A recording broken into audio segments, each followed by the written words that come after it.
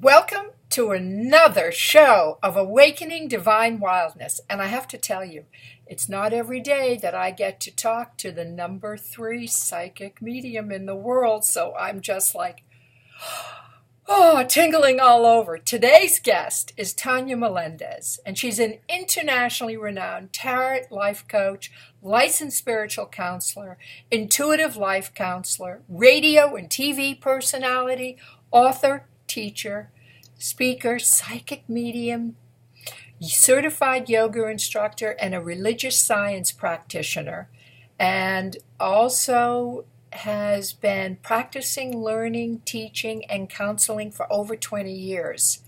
Aside from a deep spiritual understanding and practice, Tonya holds a master's degree in library and information science and school library media. She holds a bachelor's degree in English with a minor in women's studies and concentration in creative writer. We shared being together in a best-selling book this past year called Grace and Gratitude, and that's how we initially connected. She's working on many projects right now, getting ready for a wedding, living in Mexico, and I am so honored to have you today. You know, I started following your posts, Tonya, in the fire starters and desire map, and the posts were so beautiful. They were captivating, and I said, this girl's got some really good juju going on, and I need to connect with her and have her on the show. So God bless you. Thank you so much for coming today. Thank you. And you use my favorite word, juju magic. I say it, that's what I do, juju magic. And because it is all the formulations of all the things, all the credentials and things that you said that I have, and mixed it all up. So I call it my juju magic bag. So thank you. And the other part is that I'm also a religious science practitioner. So that really gripped me as well. I mean, You've got a lot going on here. And I know that you're dedicated to helping women and uplifting them and teaching them spiritual practices to empower them. But let's go back to when maybe you weren't on top of all of this.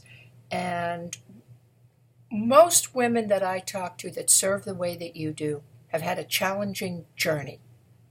They've had something very painful that came along, knocked them down, and in that process of getting back up, decided to serve other women.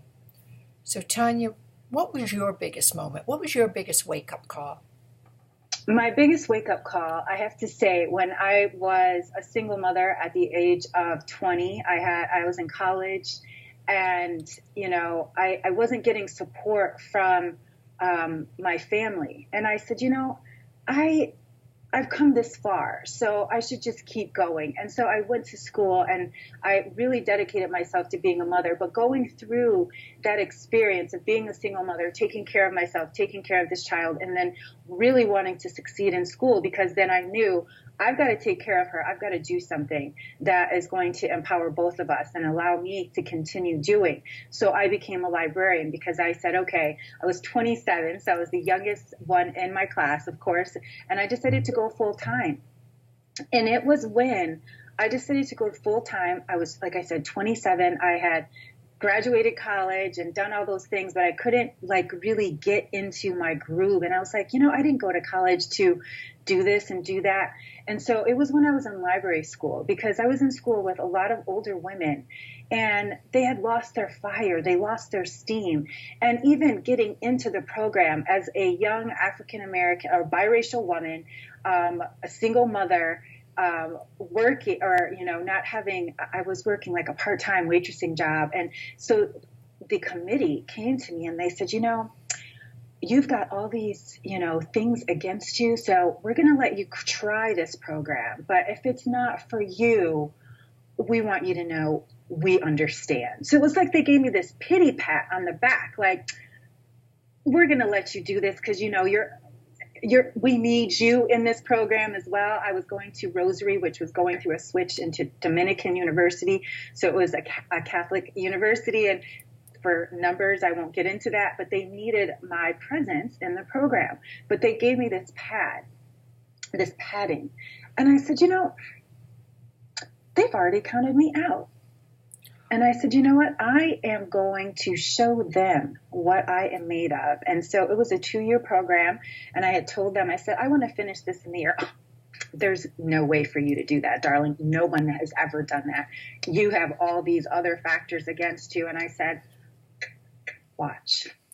And so I did that 2-year library science program in 1 year.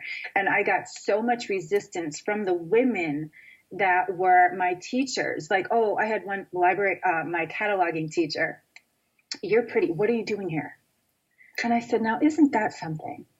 She discounted me. And so I wanted women of color and women all around to recognize that you don't have to be discounted, and that how we discount each other. And I said, I will never discount another woman. I did study women's studies for a reason. And I said, you know what? I'll never want to do that. And so it became my mission then, like I said, to be a good mother. And I said, okay, if I can be a good mother and provide this home and stability for my daughter and do that also for myself, because I was included in the package. And then my mother had always been a seeker. She was always looking, always looking, always looking. So I always had a spiritual underflow in everything that I did. And I had started with tarot cards when I was 13 and crystals and all of that when I was much younger. And I just said, you know what? It's education. And it's not education in the school. It is knowing that we can do it. And so after I graduated library school and I was working with kids, I was working in the school libraries. I said, I want to work with kids because that's where we can really start and building their education and loving themselves. And then the administration part, I said, I'm not up for that. I'm not into the game. I'm not into, how to be an employee. That was never me. I'm always a rebel, and so I was like, I've been a librarian for a while. Let's try something different. So I stopped. I quit in the middle of the year because I said I wasn't happy. And I was so at a lonely, dark place. I was drinking. I was smoking. I was in bad relationships. But on the outside, I was being the good librarian, the good mother. But on the inside, I was tormented. And so I started doing yoga. And at that time, also Eat, Pray, Love had just come out. And I was like, oh, my God, Elizabeth Gilbert, I love you. And it was before she got Oprah famous. I mean, the first time the book came out, it was such a, she was nobody. Right. And so, and then after meeting her and reading Eat, Pray, Love, I said, this is what I meant to do. So I thought I was going to be a great yoga teacher. And so I went to Kripalu and lived in the ashram for a month and did all my yoga things. And when I was there, it accelerated my intuition to a way that I had no idea that it was going to come out. And then when I came back from yoga school, I started doing tarot readings on Thursday nights at a coffee shop to supplement me doing 15 or 16 yoga classes a week. And so then I got word of mouth. People start, oh my God, this tarot reader. And I'm running all over town teaching yoga classes. And then, oh, can I come to your house? And oh, can you do my party? And so it just really grew from me deciding what I didn't want and what I did want. And so the journey was definitely a long one. That is amazing because I love your honesty here that you were really living a dual life. Showing up, doing the work as a librarian, but yet you said you were very tormented, very dark. You were drinking. You were in failed relationships. So I'm assuming, because I know for me when I say that, I was looking for validation from men. Yes. I was looking for appreciation because I didn't have it in myself. And I thought, well, if these people pay attention to me and show me that they're interested, then that makes me worthwhile. And that's just, cow dung. It's the worst formula ever. So how long did that dark period go on for before you were brave enough to step out of it and grab the bull by the horns? Well, let's see. I base everything basically around when my daughter went to college. And so I have to say, it was like gosh, it was 2003, 2004, when I saw a Science of Mind magazine. It had Marianne Williamson on the cover. And I said, this is what I've been looking for. And so I went to the first Science of Mind church in Chicago with my Reverend Mark Anthony Lord.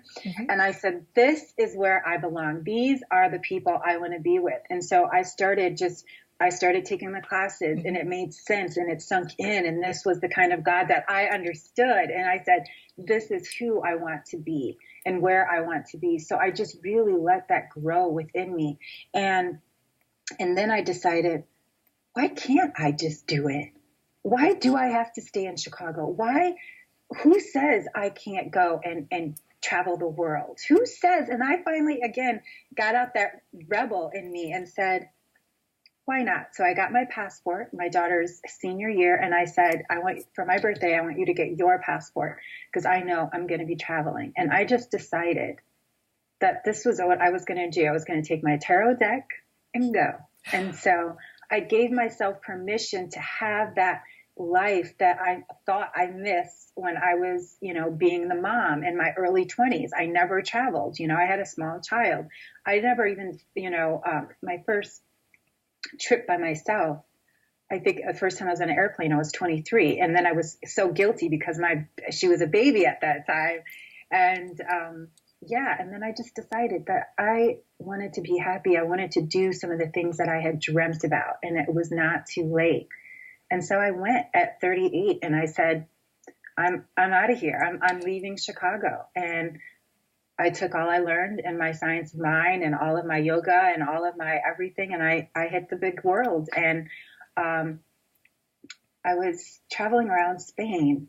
And I was living in Madrid, and then I came back to the United States, and I was like, there's more for me in Europe. I know I need to go back. And so it's all I did was just travel and live and go back and come back. And then I was waitressing in Key West because I had been traveling, and I said, I don't want to go back to Chicago. I don't want to go to a city. I want to go to the beach this time. And so I said, let's go to Key West. Magically it happened. And then I was waitressing in Key West and got an email from this TV show in Russia. And I thought it was a joke. I was like, this is spam. How did I get this? How did they get my email though in the spam? And so I had one of the Russian girls read it for me, and she's like, oh my God, Tonya, they want you to be a part of this TV show. And I was like, what? How did they find me? My YouTube channel. I had been doing videos and tarot readings every week for 3 years. I think I had 5 or 6 people at a time, maybe watching the video, maybe 20 at that time. And they had seen them and asked me to be on the show. So they flew me from Key West to Kiev.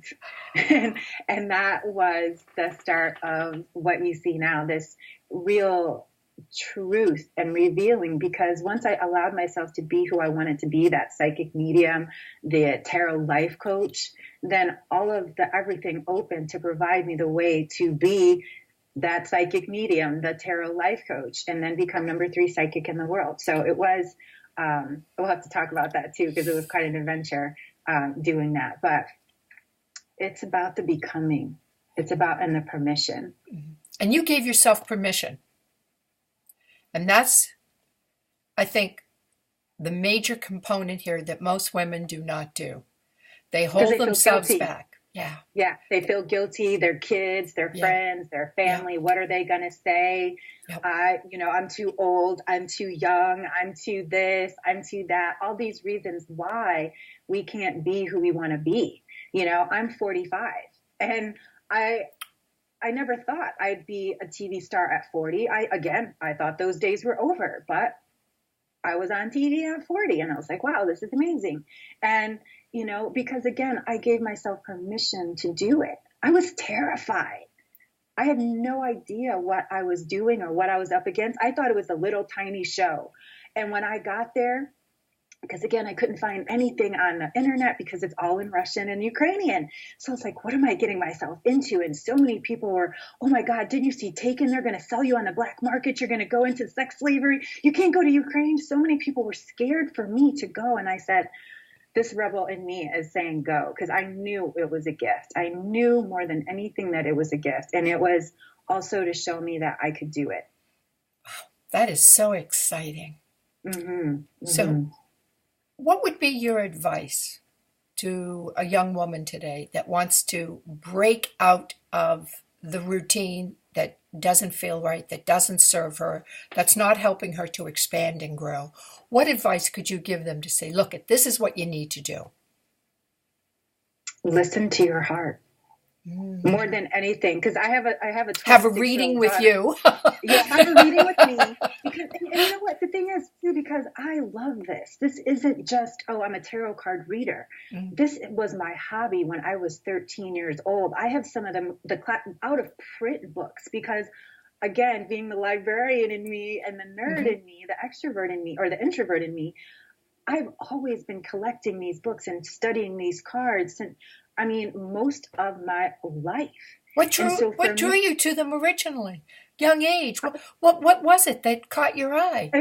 I knew I was a medium and a psychic when I was 11 years old, because I was getting messages and I was finding things and I was being guided to things. I was one of the weird girls. I just wanted to sit in the library. I wanted to sit in nature and be with the crystals. I was very much an introvert, very shy even. And then once I blossomed, once I allowed that part of me, that magical part, that mystical part to start emerging, the rebel came out, because I was like, that's not the only way you could do it. I was very unmanageable with my mother, because I knew that there was more. I knew there was more. There was more. And the tarot provided me that moreness. And it was definitely the tarot that always guided me. All the places and things that I've ever done have always been with the guidance of my tarot. I wouldn't have gone to Ukraine had it not been with the guidance of my tarot and my angels and, things like that, because I know what tarot is. And see, a lot of people see them as a fortune telling tool, but tarot is really a personal Bible. It was created by the Egyptians as a tool of enlightenment and education. And the reason they're in card form is because they were on scrolls, and the scrolls were always being stolen. So what they decided to do is to put them on cards and make them pictures. So then the people that were stealing the scrolls wouldn't be, what are these pictures? What do all these weird pictures represent? But only the people, the high priestesses and the high priests who had been educated and the ones that created the cards knew what they meant. So then they got dispersed throughout all of Europe and all of, Africa and all those different countries. The Romanians, the Bulgarians connected and combined, and then they became the gypsies. If you think of the word gypsy, it is just the E taken off of Egyptian. And so the gypsies, the reason people feared them with their special magic and their cards is because they did have the esoteric wisdom of the ancient Egyptians and those cards. I know the Italians take claim for the tarot deck, but it's a lot of other countries claim the first deck as well. It's kind of that urban legend thing. So this tarot is really a spiritual guidance tool for each of us. And then someone with, like myself, with a high knowledge of the cards and also the gift, the energy of being intuitive allows the cards to really speak to your spirit. So all I ever do is talk to your spirit. I don't do anything else but listen to your spirit when I give you a session. I don't need the cards. For you right now, Mel, I can tell you right now that your biggest joy, there is some child energy around you that is really lightening your soul. I don't know if it's a new animal, a new baby around you, but there's a very innocent energy that's really bubbling up around you that's really bringing you a lot of joy. Did you just get a new animal, or did someone around you have a baby or a pregnancy? I have a new granddaughter that's a year old. I have 5 grandchildren. But I have a new one that's a year old. I'm going to see her next week in California. Oh, no wonder. Yeah, no wonder. So I'm really excited to see her. She's just adorable. That's why I said it's bubbling. It's bubbling. That's why I could feel this child around you. And she has a very strong energy to your grandmother. Oh, to my grandmother. Oh. Yes, to your grandmother. So your grandmother has some energy with her. Oh, interesting, because now... my granddaughter is the daughter of my stepson and his wife. So they're not my natural children, but I do have these wonderful 5 grandchildren through 3 wonderful stepchildren. Mm-hmm. So, I mean, to me, they're my family. I love and adore them. Because yes. when you connect with a family, with people, you become, and there's a reason that you came into this family. Mm-hmm. And so there is a strong connection. And I think there's some past life energy with your husband and the children that are around you. Now, I'm no longer with their father. Mm-hmm. We got divorced a little over a year and a half ago. I discovered a very painful betrayal that had been long-term, and the situation couldn't be resolved. So there was no other choice. But the children are still important to you. Yes. And absolutely. So that's what, like I said, there's definitely energy around the children for you, and that's very important for you. There's a next step coming for you. Mm. Are you working on a coloring book or something like that? No, I'm probably gearing up to write another book, though. Okay. I've written... I felt a coloring book around you. Huh. Oh, this is fascinating. I love it. Yeah. Not like an adult coloring book. Oh, and I saw you with like paints and pencils and things like that, like an adult coloring book, like affirmations or something like that. Oh, because I love doing all of that. Mm-hmm. You know, I discovered Science of Mind in 2002 by the little magazine, which I still get every month. Yes, me too. You know, here I am, 2017, 15 years later. Yes.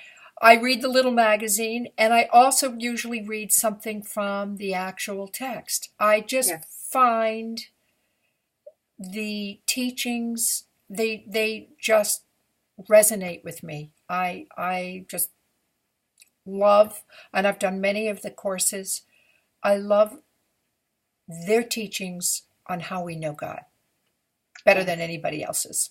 Yes. And I'm also a student and a teacher of A Course in Miracles. I love A Course in Miracles. Me too. Yes, I love A Course in Miracles because it is really the only book that I've been able to resonate with, that I keep it like, seriously, Mel, here's my book. It's my tarot cards and my Course in Miracles. Like I keep it open and ready and right there. And, you know, and that's the thing, you know, one of the biggest challenges we have, and why I love working with people, is to remind them that being spiritual is not something else you have to do. It is a part of who you are. Yes. You know, I tell my clients all the time, a love shower. Start in the shower. Just, I love myself. I love myself. I love myself. Doing your makeup. Look how beautiful. I am awesome. I'm here today because I woke up. I'm winning. You know, we have so many opportunities to step into our greatness, and we use those opportunities to tear ourselves down. All we got to do is turn that, just shift the perspective. And so that card, the tarot card, would be the Hangman. You know, we have to just shift our perception, because we've been told that we need to have better booties, bigger boobs, bigger lips, straight, long, blonde hair, be a size 2. We've been told all these stories. And so we keep trying to fit into this form. But I'm a rebel. I have always been a rebel. I don't want to fit into any form. If you tell me to go left, I'm like, no. Right. That's because me too, girl.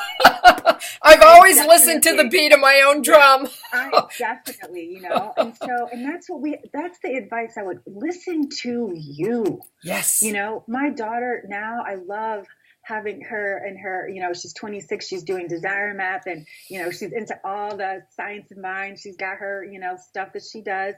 And she's understanding how life works differently, you know, and I've raised her in this vibration. And so she still has her struggles, but she understands ultimately that I want her to do what's best for her. I even tell her, stop asking other people, asking them your opinion, validate you, give you the stamp of approval. You know what I mean? Beautiful. Because that's the thing. We keep looking for other people to tell us who we are. We know that we are and who we are. We just have to accept that. Tonya, I believe that our soul already has all of that information within it. But as you said, our perceptions, our opinions, the false images that we gravitate to, that we think somehow that's the way we should be, is what clouds over our vision about the divineness of who we already are. That is the trick of the ego all over the place, because again, it's the unlearning. Again, our society is constantly telling us that we're not enough. Mm. Constantly telling us, magazines, newspapers, our bank accounts, we're never enough. We're never going to be enough until something magically happens or somebody comes and makes us a millionaire, a superstar, or something like that. And the thing is, all we have to do is really look at the people that we're admiring. What are they doing? They're doing what they love. One of my favorite examples, Beyonce. Yes. There's videos of her dancing and singing from the time she was a child. We see videos of her dancing and singing when she was a teenager. We see dancing and singing now. She has never strayed from the fact that I am Beyonce, the dancer and singer. This is who I am. Mm-hmm. She's never strayed. We stray. We start working we go get the job. We go to school. We do what everybody else tells us we're supposed to do. But all that time, and I'm sure even to this day, she even congratulates college graduates. She didn't take that path. When everybody was telling you should go to college, you should go to college. She's like, something's telling me I need to just be Beyonce. If we just stay being who we are, we know that's what our spirit child is. I'm always, like I said, librarian. I am one of those extrovert introverts. I'm a Cancer Leo, so my birthday is July 22nd. So it's the last day of Cancer. That's me home with my books, cooking and having the home for everybody to come to. And then I've got my Leo. I'm that lion's mane, my big afro is usually out. And I'm the extrovert. But how I balance that, again, is by spirit. Because my spirit knows me. My spirit knows that I love being home amongst my books. But if you give me a conversation starter, I can definitely, do this. And so we just have to let ourselves be ourselves. I'm a Leo girl. I'm a Leo. Oh, yeah. I'm a true Leo. Yeah. I love orange and hot pink. And, I'm definitely a Leo. What, on the tarot, which one, is there a deck that you prefer to work with? Oh my goodness.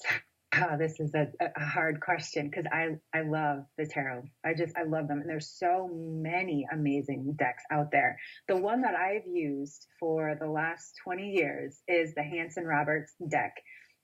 And I didn't bring it with me. It's in with all my other decks, but I also have, and that's the deck I use to work with people. Then I have my own personal decks that I only use for myself because again, the energy shifts, and so the Hanson Roberts, it's a classic tarot deck. It's one of the oldest, or I shouldn't say, but it is pretty old.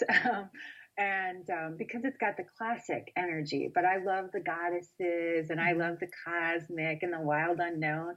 I love tarot, and I have many, many books and many, many decks. And it's one of my favorite things is to go to stores and they have decks. I'm like, my favorite bookstore is Namaste Bookstore in New York City. And so every time I go to New York, I always go there and see my friends. Where is Namaste Bookstore? Where I have I'll Google it up. I'll Google it. Oh, that sounds wonderful. Please tell them you're a friend of Tonyas. Okay. Chino is the owner. Mm-hmm. I go at least once a year and hang out with them and do my stuff in New York and because I love tarot because there's always so many different interpretations. And one of the gifts that I really am looking forward to and getting married and all of that is my husband is an artist. I just said it. My husband, my soon-to-be husband, is goosebumps. Artist, and we are creating a tarot deck. So you'll have your own deck soon.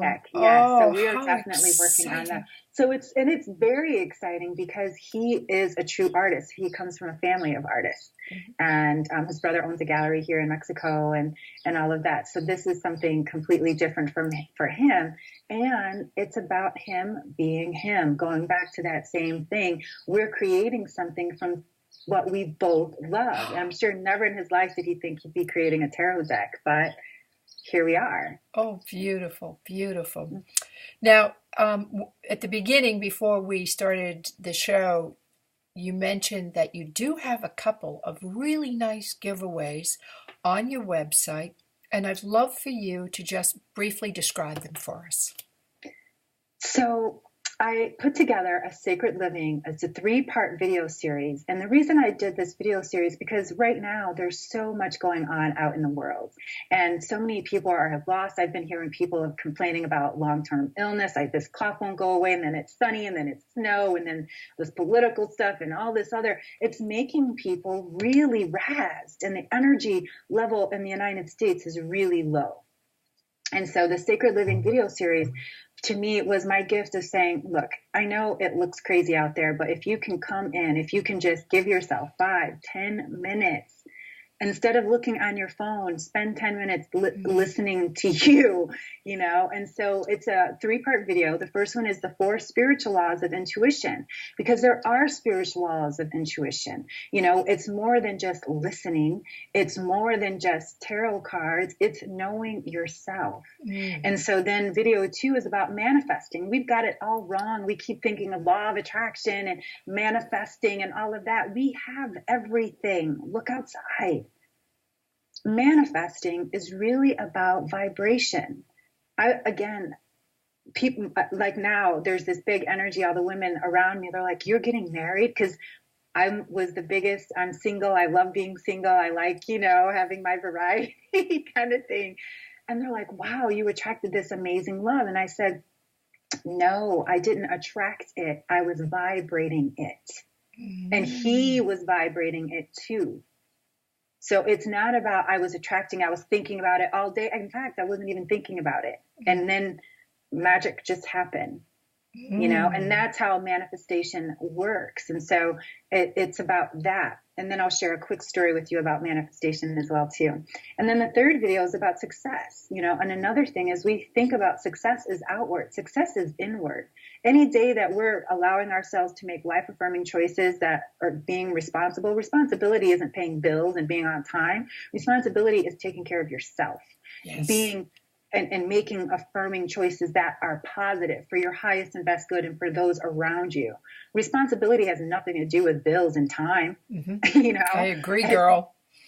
And so the story I wanted to share about manifestation, and it relates to this video series, is this morning I was standing waiting to get my juice, and this man looked at me and just stopped, and then he just started speaking words in Spanish, but it was like mumbled Spanish, and so everybody around couldn't understand him either. And I'm like, what is he saying? And then he put out this 20 peso out in front of me, and you know, I could tell he wanted me to grab it, and I was like, what am I supposed to do? So I went to reach for it, and then he grabbed my hand, and then he just wouldn't let go, and I'm like, is this a blessing? And my fiance is looking at me like, let her go, let her go. But I could tell it was sincere. He was just looking in my eyes, and whatever he was saying, he wanted me to have this.